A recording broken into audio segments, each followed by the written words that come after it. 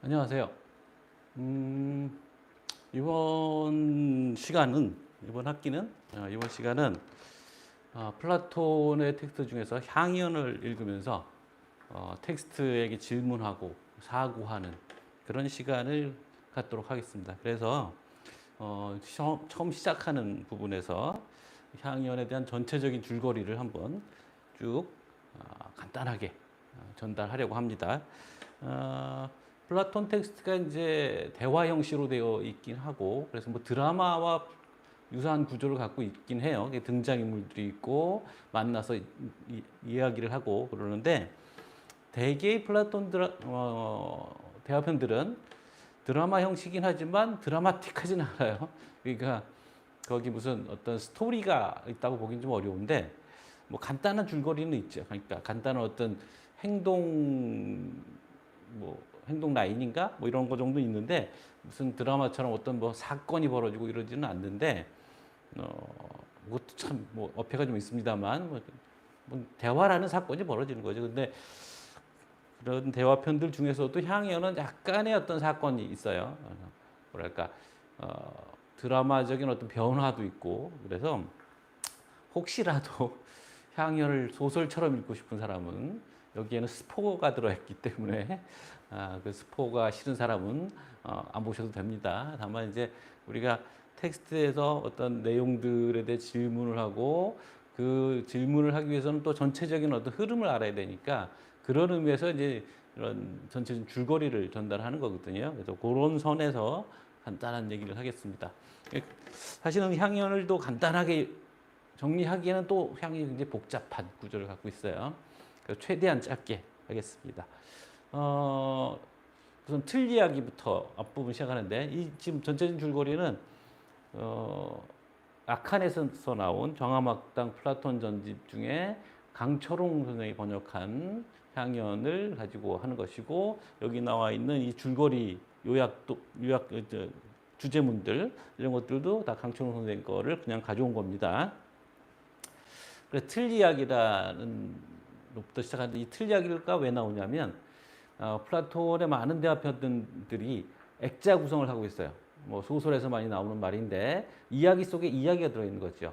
이 향연은 이야기를 듣는 사람들이, 옛날에 소크라테스 선생이 아가톤의 어떤 비극 경연 대회 우승 잔치에 가서 에로스에 대해서 얘기를 했던 것을 나중에 다른 사람에게 들려주는 그런 방식으로 되어 있거든요. 그래서 그 틀 바깥에서 이야기를 전하는 자와 전화 받는 자가 있고, 그 이야기의 내용이 있어요. 그래서 마치 액자 안에 그림이 있지만 액자라는 틀이 또 있는 것처럼, 그런 프레임 뭐 구조라고도 하죠. 프레임 스트럭처라고도 하는데, 그런 형식으로 돼 있어서 이제 바깥에서 틀 이야기, 아폴로도로스라는 사람이 자기를 찾아온, 그 향연 얘기를 듣고 싶어서 찾아온 자기 친구들에게 이야기를 해주는 건데, 이게 또 간단하지 않은 것이, 아폴로도로스는 이 향연에 참여하지 않았었거든요. 이 자리에 가지 않았는데, 누구한테 들었냐면 여기 나온 아리스토데모스라는 사람한테서 들은 거예요. 물론 이제 아리스토데모스도 그렇고 아폴로도로스도 그렇고 소크라테스를 흠모하고 쫓아다니는, 소크라테스를 사랑하는 사람들이죠. 이들의 사랑의 방식이 달라요. 어쨌든 아폴로도로스는 전해 들은 얘기고, 아리스토데모스는 거기 직접 참석했던 사람이고, 그러니까 참석했던 아리스토데모스가 소크라테스가 한 얘기를 아폴로도로스에게 전해줬고, 아폴로도로스가 지금 그 얘기를 듣고 싶어하는 자기 주변 사람들에게 이야기를 하는 참입니다. 복잡한 구조로 되어 있어요. 자, 그렇게 이제 틀 바깥의 얘기가 있고, 본 이야기로 들어오게 되면 이제 아리스토데모스가 소크라테스를 찾아가는 얘기부터 시작합니다. 소크라테스한테 뭐 특별히 볼 일이 있다기보다는 소크라테스를 맨날 찾아가서 얘기 듣고 뭐 이런 걸 좋아하는 사람이고, 철학 얘기를 좋아하는 사람이죠. 아리스토데모스가 갔더니 모처럼 소크라테스가 평소에 맨발에 뭐 이렇게 남루한 옷을 입고 있는데, 목욕도 하고 신발도 신고 이렇게 있어요. 어쩐 일이냐 했더니, 아가톤이라는 잘생긴 미남 청년인데, 그 청년이 아테네에서 이제 4년마다 벌어지는 비극 경연 대회가 있잖아요. 그 비극 경연 대회에서 우승을 한 겁니다. 그래서 그 우승은, 그러니까 어저께, 그러니까 이 이야기 벌어지는 날에 전날에 이루어져 있었는데, 그날은 사람들이 너무 많으니까 이제 소크라테스가 사람 너무 많은 게 싫어서 첫날 잔치는 안 갔고 둘째 날 잔치는 초대를 받아서 이제 가려고 차려입고 있는 중이죠. 그래서 아리스토데모스는 초청을 받지 못했지만 소크라테스 같이 가자고 해서 초청받지 않은 입장에서 이제 따라갑니다. 그게 이제 서두 부분이고요. 갔더니 이제 그 사람들이 모여 있는데 중간에 소크라테스는 바로 들어오지 않고 뭐 생각할 게 있다고 뭐 여기 골목길 같은 데서 우두커니 서 있고 아리스토데모스는 먼저 갔고요.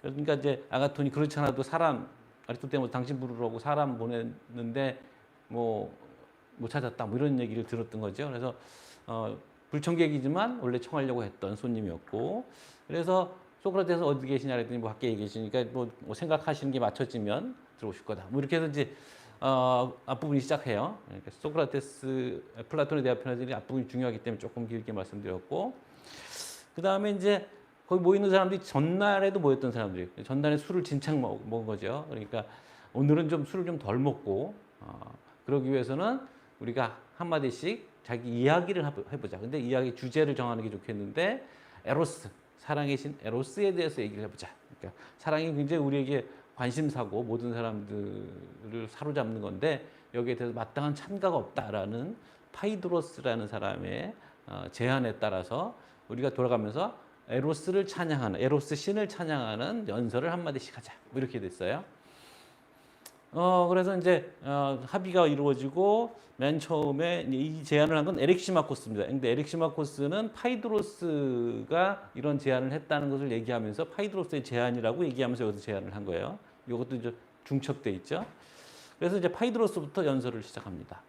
그래서 파이드로스의 연설은 에로스 신은 뭐 그 사랑에 빠진 사람들, 근데 여기 향연에서 사랑에 빠진 사람들은 당연히 뭐 이성 간의 사랑도 되지만 여기 이제 남자들만 모여 있고 그다음 당시 고대 그리스의 어떤 돈 많은 사람들의 관심사 중에 하나가 소년애였거든요. 동성애 중에 소년애. 그래서 이제 이 사랑에 빠진 한 쌍의 어떤 동성 애인들은 상대방에게 부끄러운 모습을 보이고 싶어 하지 않기 때문에 누구보다도 용기 있는 사람들이 되고 그래서 이 동성애 커플로 만들어진 군대를 만들면 천하무적이 될 거다. 자기 애인에게 부끄러운 모습을 보이고 싶지 않아서 열심히 싸울 거니까 에로스는 우리에게 용기를 주는 거다. 뭐 이런 식의 얘기를 하죠. 그 파이드로스 연설에 뒤이어서 파우사니아스가 연설을 하는데 제가 뭐 일일이 다 얘기는 못하겠지만 지금 이 연설들은 서로 맞물려 있어요. 앞사람 얘기를 듣고 그거보다 좀 더 나은 얘기, 앞에 얘기들을 좀 보완하는 얘기, 앞에 얘기가 부족한 부분들을 자기가 거기다가 이제 덧붙이는 거죠. 그런 방식으로 전개가 되고 있어요. 그래서 파우사니아스가 파이드로스가 좋은 얘기 했는데 그냥 사랑이 무조건 좋은 건 아니다. 사랑을 잘해야 좋은 거다. 그래서 아프로디테가 천상의 아프로디테가 있고 범속한 아프로디테가 있듯이 에로스도 그렇게 이제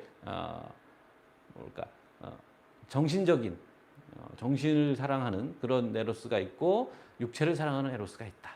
그래서 육체를 사랑하는 에로스를 중시해야 된다.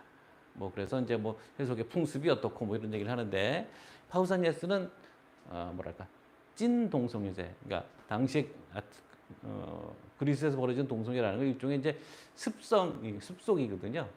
유행이라든가 문화적인 것이기 때문에 대부분의 경우는 이제 양성애자들이죠. 근데 파우사니아스는 말하는 걸 보면 이 사람은 여자한테는 관심이 없고 남자에게만 관심 있는 타고난 동성애자 뭐 그런 스타일인 사람인 것 같아요. 그래서 이제 그런 식의 연설을 하면서 정신적인 것을 추구할 수 있는 연애를 해야 된다. 그러면서 이제 너무 어린 소년을 대상으로 하면 안 되고 이제 지성을 갖추기 시작한 18세 이후. 근데 이 얘기 좀 약간 파격적인 것은 당시에 소년의 대상은 13세, 18세 사이거든요. 근데 그 나이를 지난 소년, 이게 청년이죠. 를 대상으로 하는 것이 더 진정한 에로스다. 뭐 이런 얘기를 합니다. 자, 그 다음에 이제 순서는 이게 자리에 앉은 순서대로 돌아가니까 앉은 순서대로 따지면 이제 아리스토파네스라는 그 희극 작가죠. 아리스토파네스의 순서인데 아리스토파네스가 갑자기 딸꾹질을 해요. 그래서 자기가 지금 딸꾹질을 하니까 다른 사람이 먼저 얘기를 하면 그 사이에 딸꾹질을 멈춰보겠다 이런 얘기를 하고 그러니까 이제 그 옆에 있었던 에릭 시마코스가 연설을 대신 맡아서 하는데 마침 에릭 시마코스는 의사입니다. 그래서 이제 딸꾹질을 멈추는 처방들을 알려줘요. 그러면서 에릭 시마코스 연설을 하는데 앞에 파우사니아스 연설이 이제 그 두 개의 에로스를 나눴지만 그걸 이제 받으면서 그거 받고 에릭 시마코스는 거기다 더해서 이게 단순히 뭐 인간의 뭐 감정의 문제만이 아니고 의술에도 에로스가 이런 식으로 두 종류의 에로스가 있어서 그 좋은 에로스를 만드는 것이 그러니까 대립적인 두 가지 요소, 그러니까 두 가지 요소가 서로 사랑이라는 게 두 양쪽이 필요한 거니까. 근데 이것이 대립적인 것이고 이 대립적인 것이 조화를 이루게 만드는 것이 좋은 에로스다. 뭐 이런 거죠. 그래서 의술이라는 것도 바로 그런 원리로 되어 있고 의술뿐만이 아니라 세상의 모든 자연 만물들 그리고 그것들에 대해서 다루고 있는 기술들, 테크네 기술들이 다 이런 에로스, 좋은 에로스, 조화를 이루는 에로스의 기초를 두고 있다. 뭐 이런 얘기로 확장을 시킵니다. 에로스 얘기를.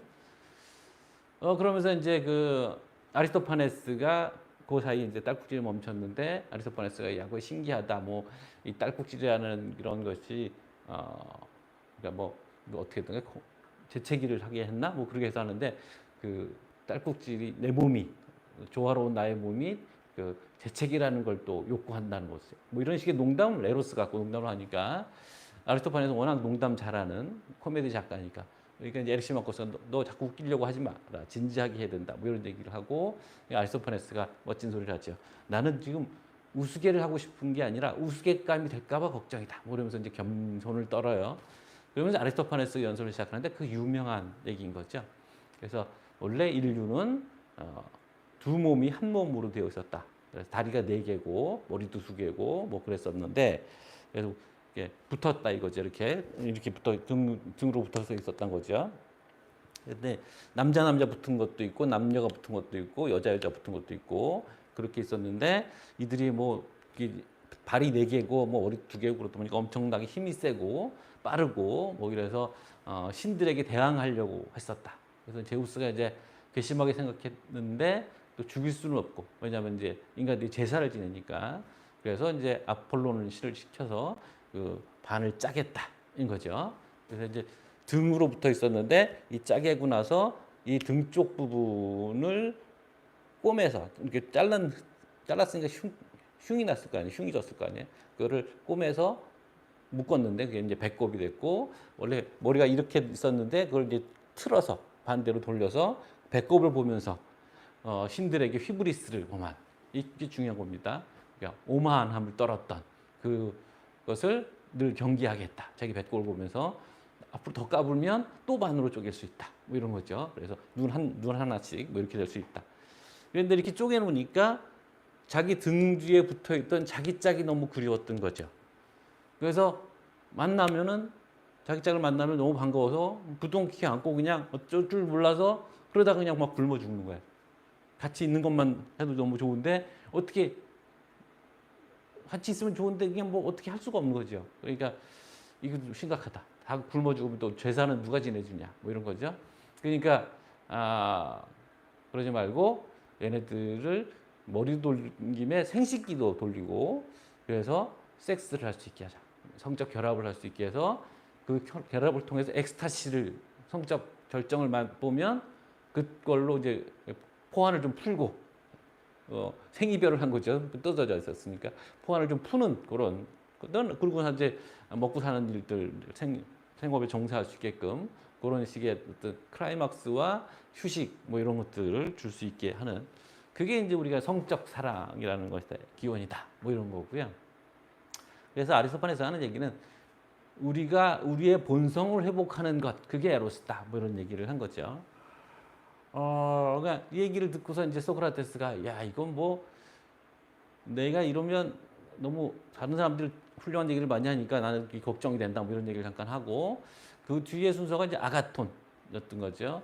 아가톤이 이제 연설을 하는데 아가톤이 이제 뭐 나는 이제 다른 사람들은 에로스가 뭐 어떤 거 우리에게 뭘 준다 뭐 이런 식의 이제 은혜로운 얘기를 하는데 에로스 자체가 뭔지는 얘기를 안 한다. 뭐 이러면서 먼저 에로스 자체가 뭔지를 얘기하고 그 다음에 에로스가 그래서 우리에게 어떤 것들의 원인이 되는지를 보여주겠다. 뭐 이런 식의 얘기를 해요. 그러면서 에로스가 뭐 섬섬하고 아름답고 젊고 뭐 이런 얘기들을 이런 신화나 뭐 이런저런 얘기들 인용해서 얘기를 하고 그러고 나서 그렇기 때문에 에로스는 뭐 용기 있고 지혜롭고 절제 있고 뭐 이런 덕목들을 얘기하고 우리를 또 그렇게 만들어준다. 뭐 이렇게 얘기를 하는 거죠.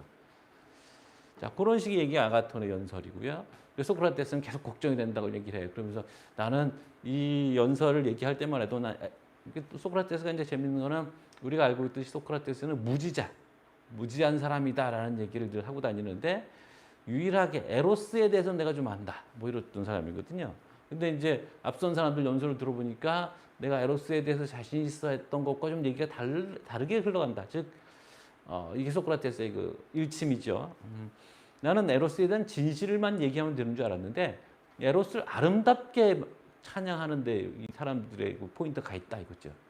그래서 사실 여부와 관계없이 아름답게 찬양하면 되는 거라면 그건 내가 자신이 없다. 뭐 이런 거를 얘기하면서 소크라테스가 아가톤과 대화를 시작합니다. 이게 지금 향연이 전반적으로는 돌아가면서 한마디씩 하는 대화라기보다는 연설문들의 모음인데 여기서 이제 대화의 형식이 들어오는 거죠. 소크라테스가 아가톤과 대화를 하면서 몇 가지 점을 지적합니다. 그 중에 하나가 아니 에로스는 무엇에 대한 에로스 아니냐. 사랑을 하면 사랑하는 대상이 있어야 되는 거 아니냐. 사랑한 대상은 누구며 왜 사랑을 하느냐. 뭐 이런 걸 물어봐야 되는데 아가톤에는 그게 없다. 뭐 이런 얘기를 한 거죠. 그래서 소크라테스가 이제 내가 에로스에 대해서 뭐 좀 알게 된 이유는 사실은 만티네라는 곳에 여사제로 있던 디오티마로부터 이야기를 들었기 때문이다. 이것도 이제 재밌는 거죠. 소크라테스가 선생이 있었다는 것이고 그것이 여자였다는 것인데 실제 인물은 아니었을 거라고 이제 주장을 하고 플라톤 내진 소크라테스의 어떤 그러니까 설정한 가상의 인물이라고 생각을 합니다. 자, 디오티마란 여사제로부터 이제 들은 얘기들입니다. 일단 에로스의 정체는 중간자다라는 거예요. 에로스는 신이 아니고 신은 완벽한 존재잖아요.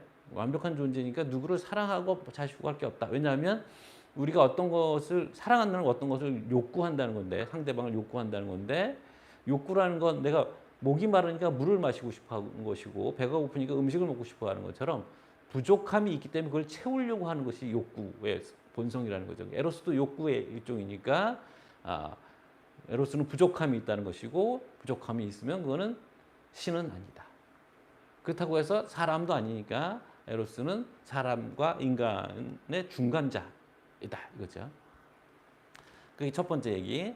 그 다음에 에로스의 기원과 본성에 대해서 얘기하는데 이것도 유명한 얘기입니다. 그러니까 포버스라는 이게 이제 포버스 아닌데 포로스죠. 포로스. 이게 방도 이런 뜻인데 방도의 신이죠. 이게 재간꾼 어떤 데서든 늘 문제 해결을 찾아낼 수 있는 수완 좋은 신이 있고 페니아 그 빈곤의 여신이 있는데 포로스가 이제 그 잔치 신들의 잔치에 갔다가 얼큰하게 술이 취해서 잔디에 누워 자는데 페니아가 그걸 보고 그 풍요가 너무나 탐이 나서 동침을 하여 그래서 낳게 된 것이 에로스다. 그래서 아버지의 본성을 닮아서 어디선가 뭔가 문제 해결을 찾고 국리를 해내는 본성이 있지만 어머니의 또 피를 받아서 늘 빈궁하고 배고픈 그런 영혼 이게 에로스다 이거죠. 그래서 에로스는 좋은 것을 늘 소유하려는 욕구라고 이제 정의를 하고 그래서 이 좋은 것을 늘 소유하는 욕구 속에서 우리는 누구나 다 임신을 하고 있다는 독특한 얘기를 합니다. 어떻게 보면 아리스토파네스 얘기 비슷한 건데 우리가 그래서 에로스의 기능이라는 건 아름다운 것 안에다가 나의 것을 출산하고 싶어 하는 것이다. 그래서 이 출산 얘기를 집어넣는데 사실은 이러니까 이제 이게 어떤 우리의 육체적인 사랑과 어떤 그 접목이 되는 부분이죠. 그걸 이제 설명해야 되니까 아름다운 것 안에서 출산하고자 하는데 그래서 인간이라는 게 이제 아름다운 여성, 아름다운 남성을 사랑하잖아요. 그래서 이제 아름다운 것 안에다 출산하기 위해서 그런 거예요. 이 출산이라는 말이 묘한데 남자들 경우도 출산, 여성의 경우도 출산 뭐 이렇게 생각하는 거죠. 그래서 이 새로운 것을 낳음에 의해서 우리는 사실은 불사하고 싶어서 그런 거다라는 거. 더 근원적인 욕구, 어, 죽지 않는 것을 달성하고 싶은데 인간은 육체를 가진 가멸적인 존재잖아요. 그래서 어쩔 수 없이 죽는데 그래서 아이를 낳는 이유가 거기에 있다. 그러니까 대리 아이를 통해서 자기가 불사하는 거죠. 그렇게 하려고 하는 게 육체적인 사랑의 욕구의 근원에 있는 것이고 반면에 이제 어떤 영혼들에게는 결혼하지 않고 결혼이 아니라 다른 걸 통해서 불사하고자 하는 그러니까 위대한 작품을 낳고 뭐 이런 거죠. 그러니까 동성애도 사실 거기에 이제 속하는 거가 됩니다. 그러니까 아름다운 청년을 만나서 그에게 어떤 이야기를 전해주는 거죠. 그 이야기가 소년에서 소년의 영혼 안에서 출산이 되는 거죠. 그래서 그 이야기가 뭐 철학이 될 수도 있고, 뭐 법률이 될 수도 있고, 문학 작품이 될 수도 있고, 뭐 이런 식으로 이제 오늘날 얘기하면 그래서 불사의 욕망이 두 가지 욕망이다. 육체적인 방식을 통해서 아니면 정신적인 방식을 통해서 이렇게 얘기하고 그 에로스의 효과라는 게 이제 불사하는 자식을 낳는 건데 진정한 불사는 그런 정신적인 유산을 남기는 거다라고 생각하는 거죠. 그래서 에로스의 사다리로 넘어갑니다. 그래서 처음에 우리가 사랑에 빠지는 경로를 보면 아름다운 대상, 뭐 아름다운 청년, 소년이라든지 소녀라든지 연인이라든지를 사랑해서 그 한 대상의 육체적 아름다움부터 이제 출발을 하는데 거기서 멈추지 않고 그러다 보면 인간이 이를테면 뭐 우리가 미술에서 보듯이 인간의 신체는 이렇게 아름답구나. 그러니까 인간의 신체 자체에 대한 아름다움에 눈을 뜨게 되고 그 신체뿐만 아니라 뭐 다른 영역으로 그다음에 그래서 뭐 어떤 좀 더 정신적인 아름다움으로 상승하게 되는 거죠. 그래서 뭐 점점 올라가다 보면 뭐 아까 얘기한 것처럼 어떤 정신적인 유산들, 법률이라든가 도덕이라든가 뭐 철학이라든가 이런 어떤 담론들, 이야기들 이게 사실 향연은 이야기에 관한 이야기인 거거든요. 이런 이야기를 낳는 그런 것을 점점 상승을 하는데 그러다 상승하다 보면 아름다움 자체까지 올라가게 된다. 아름다운 것들에서 아름다움 자체 여기가 이데아 얘기가 나오는 겁니다. 아름다움의 이데아까지 우리가 올라가게 된다. 이런 얘기를 한 거고요. 그러면서 소크라테스가 이제 우리가 그래서 에로스를 권유한다. 이런 얘기로 넘어가는 겁니다. 자, 여기까지가 소크라테스 얘기였고 사실 이 소크라테스 얘기에는 그 전에 연설했던 파이드로스부터 시작해서 아가톤까지 얘기들이 다 담겨 있습니다. 담겨 있으면서 그 문제점들을 해소하면서 이렇게 다 끌어안는 방식의 뭐 흔히 말하는 변증법적 구조를 갖고 있죠. 자, 그런데 이제 그 다음 연설을 하고 뭐 이럴 참인데 바깥에 시끌시끌하더니 알키비아데스가 등장합니다. 알키비아데스가 누구냐면 소크라테스의 소년의 인이었던. 근데 이제 소크라테스를 흠모했는데 소크라테스가 자기를 너무 누르니까 뛰쳐나가서 정치권으로 정계에 진출했던. 그래서 장군이면서 정치가예요. 그냥 고대 그리스 아테네 뭐 이런 곳에서는 문과 이과가 없으니까 장군이면서 뭐 비극 작가고 비극 작가면서 장군이고 뭐 이렇게 된 거거든요. 그러니까 알키비아데스도 철학을 사랑하고 연설을 잘하지만 또한 또 전술에 능한 장군이기도 합니다. 이 알키비아데스가 이제 등장을 하죠. 그래서 알키비아데스가 잔뜩 취해갖고 이제 여기는 술자리를 좀 상부하고 있는 모임이었었는데 알키비아데스 어디서 이제 잔뜩 취해갖고 와서는 아가톤을 축하한다고 이제 리본도 갖고 와서 아가톤에 이제 묶어주고 뭐 이러면서 얼큰하게 와갖고 술 가져와라 막 이러고 있는데 아가톤 옆에 앉으려고 딱 보니까 옆 사람이 소크라테스. 깜짝 놀랍니다. 헤어졌거든요, 둘이.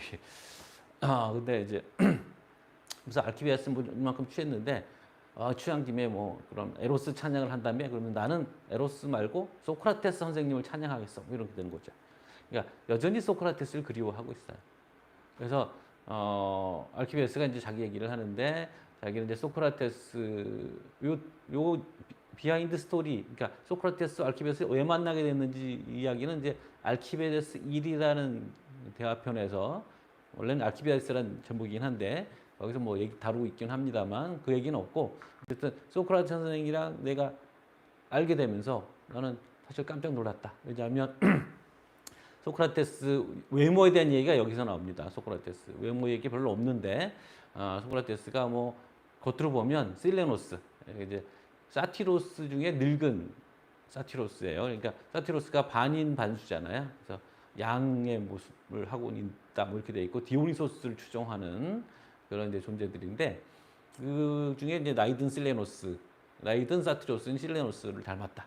그래서 뭐 배도 좀 나오고 늘 이렇게 취해갖고 얼떨떨한데 소크라테스가 그런 건 아니고요.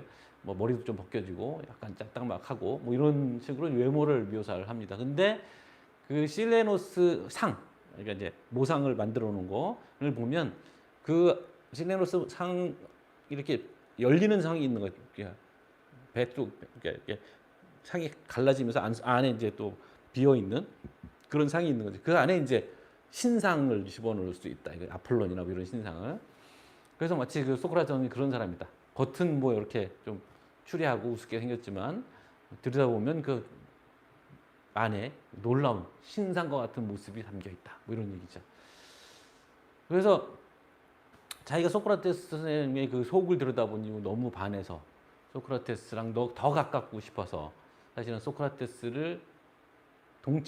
동침하고 싶어 하는 겁니다. 사적 관계를 통해서 소크라테스를 배타적으로 소유하고 싶은 거죠. 그래서 소크라테스를 자기 집으로 초대해서 일부러 밤이 늦을 때까지 붙들고 있다가 집에 못 가게 하고 같은 침대에서 잠이 잤다. 그래서 자기가 소크라테스를 입으로 확 뒤집어 씌웠는데 다음날 아무 일도 없었다. 뭐 이런 거예요. 아버지나 형제랑 같이 잔 것과 같았다. 그래서 소크라테스가 자기를 능멸한 거죠. 어떤 의미에서. 이 알키비아스는 굉장히 잘생겼기 때문에 그 당시에 이 소년의 대상이었죠. 그러니까 일생이 굉장히 복잡한 사람인데 소년일 때는 아테네 아저씨들이 줄줄줄 따라다닌 거죠. 너무 잘생겨갖고. 그리고 나이가 들면 소년의 대상에서 벗어나거든요. 18세가 지나면 성년이기 때문에 그 성년을 소년의 대상으로 삼으면 그 소년 자체를 능멸하는 거죠. 애 취급을 하는 거죠. 그러니까 그래서 그때는 뭐 다른 소년을 사랑하게 되거나 아니면 이성애자들이기도 하니까. 근데 이제 또 18세 이상이 되니까 그 아테네의 여인네들이 또 쫓아다니고 뭐 그랬던 잘생긴 미남자거든요. 근데 소크라테스가 자기랑 얘기는 잘하고 막 아름다운 얘기를 해주면서 몸을 섞진 않는 거죠. 섹스를 안 한단 말이에요. 그래서 자기를 어떻게 보면 이게 휘브리스란 말, 아까 이제 신들이 인간 공동체 인간이 신들에게 대들어서 그게 이제 휘브리스라고 그랬잖아요. 자기 분수를 넘어서는 짓을 하는 것 또는 상대방을 능멸하는 걸 그걸 휘브리스라고 하는데, 그러니까 소크라테스가 자기를 능멸한 거죠. 그러니까 알키비아데스의 어떤 제스처, 뭐라 그러나 그 그린라이트를 줬는데도 소크라테스가 손을 대지 않은 거죠. 그러면서 동시에 그건 방자함, 알키비아데스에 대한 방자함을 부린 거지만 휘브리스를 범한 거지만 동시에 그것은 절제인 거죠. 육체적인 욕구보다는 정신적인 것을 우선하는. 그래서 이제 보통 향연에서 소크라테스의 이런 태도를 그리스 동성애의 어떤 섹슈얼한 관계를 스피리추얼한 관계로, 영적 관계로 전환하고, 그러니까 애인 관계를 사제 관계로 전환시키는 어떤 신호다 또는 방향제시다 이렇게 한 거죠.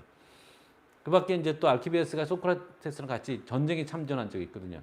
그러니까 알키비아데스는 그리스 아테네라는 곳이 기본적으로 이제 시민군들 조직이고 그래서 상비군이 없어요. 그리고 군장 이런 것도 다 개인이 챙겨서 군에 가거든요. 이제 전쟁 나면.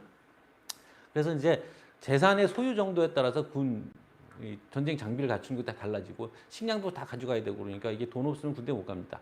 그러니까 알키비아데스는 부잣집 뭐 자식이거든요. 아버지가 일찍 죽었지만 그래서 말을 타고 기병으로 갔고 소크라테스는 이제 중장갑 보병, 기병 좀 밑에 단계예요. 중장갑 보병으로 간 겁니다. 그래서 같이 전쟁에 참전한 적이 있었는데 소크라테스가 그렇게 용감했고 침착하고 어떤 한겨울인데 뭐 물론 이제 그리스의 겨울이 그렇게 혹독하지는 않습니다만 그래도 한겨울인데도 뭐 맨발로 다녔고 뭐 그래서 뭐 여러 가지 이제 어떤 뭐랄까 신적인 모습 이런 것들을 하면서 소크라테스가 인내와 용기를 가진 사람이고 그 누구와도 비교할 수 없는 독특한 인격의 소유자고 그런 식의 얘기로 이제 쭉 찬양을 하고 마지막에 이제 소크라테스가 답사를 하는데 이게 사실은 아가톤 내가 아가톤 옆자리에 앉아 있으니까 나로부터 아가톤을 떼어내려는 그런 이제 심사다 뭐 이런 얘기를 합니다. 그러니까 질투한다는 거죠. 소크라테스가 젊은 젊고 잘생긴 아가톤을 사랑해서 곁에 앉아 있는 걸 뭘 질투한다고 해서 먼저 자리를 갖고 옥신각신하다가 결국 이제 뭐 또 다른 술꾼들이 밀려오고 그러면서 이제 완전히 이제 술판이 되어 있는데 그래서 밤새 술을 마시다가 이제 다들 쓰러져 자고 다만 소크라테스와 누구더라 아리스토파네스인가요? 누구 이렇게 남아서 끝까지 토론하다가 그러니까 뭐 그 토론의 주제가 재밌어요. 비극 작가가 희극 작가일 수도 있느냐 뭐 이런 토론을 하다가 아침이 되니까 소크라테스가 일어나서 아폴론 신에게 기도를 올리고 평소처럼 생활을 하다가 저녁이 돼 집으로 갔다. 외박한 거죠. 술 먹다가 이런 식의 얘기로 이제 향연이 파장이 되는 겁니다. 자, 뭐 재밌는 얘기들 그리고 또 여러 가지 중요한 얘기들이 많이 있지만 너무 길면 요약의 미덕을 발휘하지 못하는 거니까 간단하게 그리고 듬성듬성 여러 가지 얘기들이 많이 빠졌지만 간단하게 전달을 했습니다. 자, 수고하셨습니다.